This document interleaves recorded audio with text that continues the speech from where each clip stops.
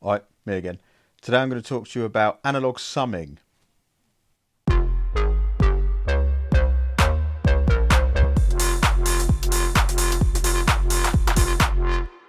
What a waste of time. At least that's what I thought before. Couldn't be bothered with it. What's the point of just running in something to come back out of it when you've got all these analog modelled plugins that apparently do the same thing? Until today, when I tried it, and yeah, it's really good. So a little bit of backstory. I have a mixing template in Pro Tools. Now this is purely just output structure. So whenever I drag stems in, I make sure I decide where all of the different stems are going to go. So for instance, I got a kick bus, a snare bus, a percussion bus, an overall drum bus where those all go, bass bus, vocals, instrument 1, 2, 3, stuff like that. And then this is where it used to stop. It used to just go from those output buses to the mix bus process, whatever. I then adopted to go, instead of straight to the mix bus, to further summing stacks, but still in the DAW. So all of the drums would go to a drum summing stack, the basses, bass summing stack, vocals, so and so. All the instruments would go to one, effects would go to another. On those tracks, I would then have a analog style plugin. At the moment, I'm using the Lindell 50 from Plugin Alliance. It's like the API channel strip clone emulation thing. Really good. I love it. I think it sounds amazing. The mixes so far sounded nice. They're sounding pretty good. But I was looking at summing mixers. Don't ask me why. I need a summing mixer. Don't ask me why. But for some reason, I stumbled across a Neve summing mixer on Reverb and looked at it and thought, oh, that looks pretty nice. And then thought, what's the point of spending $2,500 to just go in something to then come out of it again, just for the analog circuitry? It's like, fair enough. And then I remembered I have a small format Mackie mixer. So I have the Mackie Mix 12 effects. Now before I was using that, I don't know if some from older videos, it used to be up on the top, up there, before I got rid of some more stuff. I was running things through it. I was looking for excuses to use it, basically. It was just sat there doing nothing. The only real time I used it was when I was doing sort of the live house music sets, where all the different pieces of equipment were plugged into that.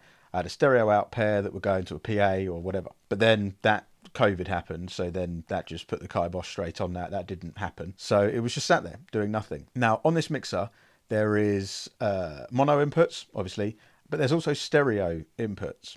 So it's got, wait there, how many?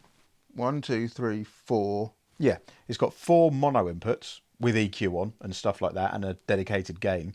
But then it's got 4 stereo inputs on it as well. Now these 4 stereo inputs don't have any gain on them. You can just pick like with a button, like +4 or -10 or the other way. I can't remember. Don't shoot me. I can't remember. And then all they have is like an output pot, like an output volume, which then obviously goes to the main output fader, which is just a single fader. It's not 2. So my luck, I'd just wonk it up. So I'd left would be heavier than right or whatever. This is just a single fader. It's a really simple, basic mixer, right? I thought today I would try and hook it up. So on my audio interface, I've got the Apollo 8, the original one. The original one? It's not the original one. The black one, not the silver one. The first Lightning one. That one. I think it's like 2nd generation. Not the grey one, the black one.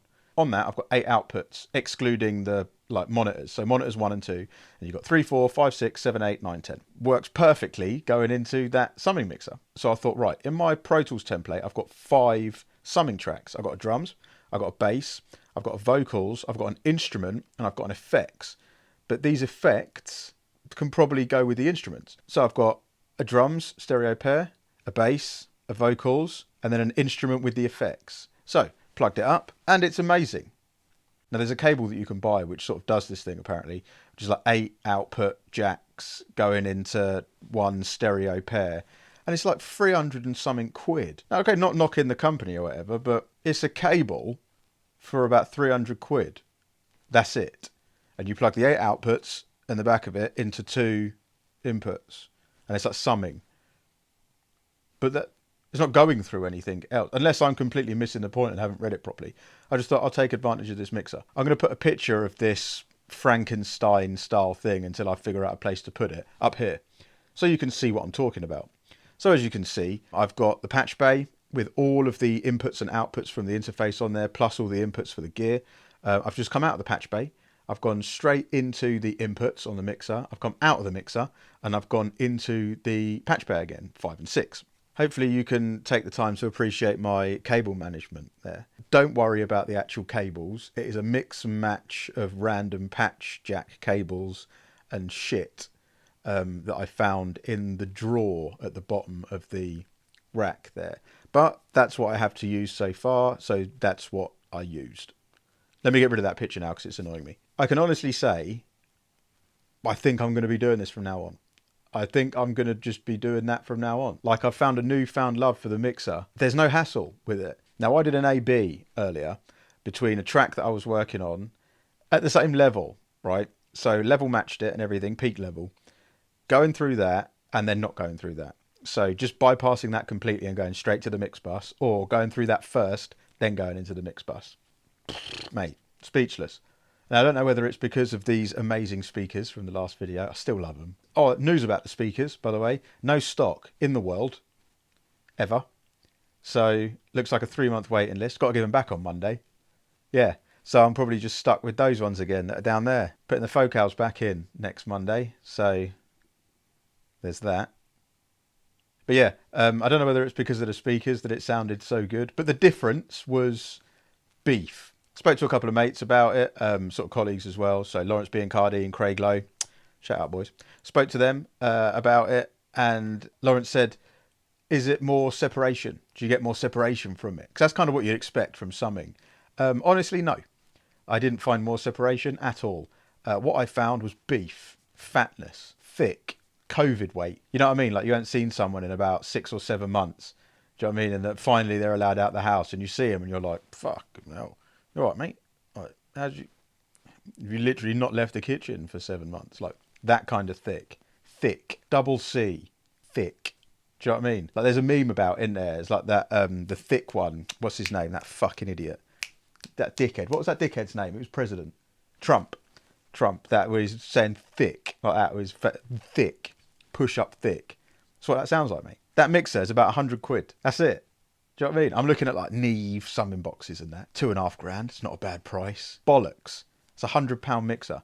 I've still got the 4 mono inputs that I can use to plug shit in. If I don't want to use it as a summing mixer, I could still use it as a normal mixer. At the moment, from the picture that you saw, it's still just on the floor. I've got nowhere to put it. I need to figure out a place to actually put that. But you get the idea though. I did it all in the box before. Like fake analog, like faux analog, virtual analog summing with the Lindell strips, but then coming out of those into an actual mixer through some circuitry, blitzing the outputs and then just compensating with the output fader, giving it a bit of like thickness, mate. If you've got a little mixer lying about, which I'm sure some of you do, that you just look at and resent because it's doing nothing and it's just sat there and you wish it was an SSL desk or a Neve, who cares, mate? Who gives a shit? Just try it. Plug it in.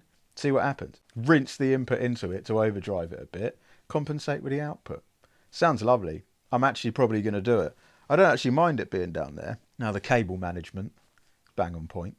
Love a bit of cable management. Sort of makes you feel like you're better than everyone else. Doesn't it? Like when you see like a messy studio with cables everywhere, you just think sort your life out. That tells me that you're like a messy fucker, innit? Like that now. It's beautiful. It's clean. I mean, my missus ain't going to screw when she walks in there. She's not going to be like, what have you done? She probably won't even notice it, to be honest. But if she does, she'll be like, oh, those cables look nice. Isn't it? No doghouse for me. Plus analog summing. So yeah, that's it. See you later.